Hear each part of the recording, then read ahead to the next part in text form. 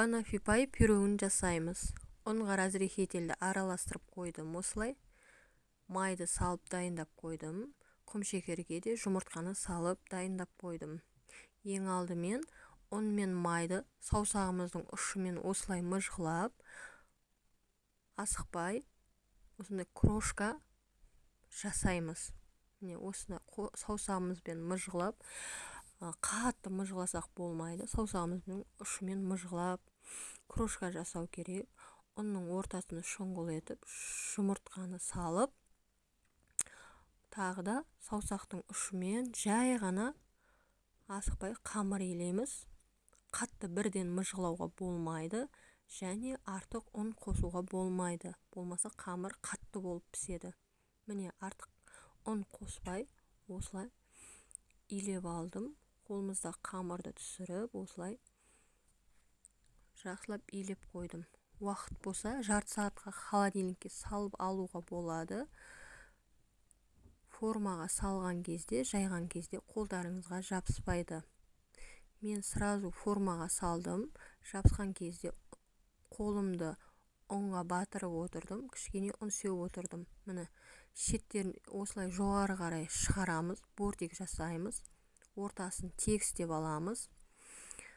Пешке салар алдында осындай ауыр ыдыс бастырып қою керек, болмаса көтеріліп пісіп кетеді. 180 градуста бірінші осылай ыдысты бастырып 15 минут пісіреміз. Одан кейін көтерілгеннен кейін ыдысты алып тастап, тағы да пешке 15 минутқа салып, қызарғанша пісіріп аламыз. Міне қызарып пісті. Енді бұны суытып қоямыз. Творожный сыр, кремне, құмшекер және сливки барлығын өлшеп миксермен араластырамыз. Қою болғанша осындай пышақтың ұшымен шетін осылай алдымен кесіп алу керек, болмаса коржик сынып кетеді.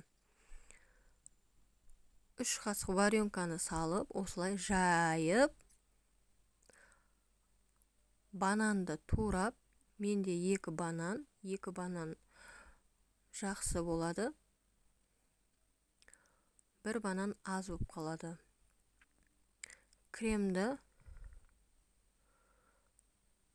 дайындап, осылай құямыз. Әртүрлі формамен жасауға болады. Выпипайдың насадкасымен де жасауға болады. Мен гүлді насадкамен жасадым. Міне пирогымыз дайын.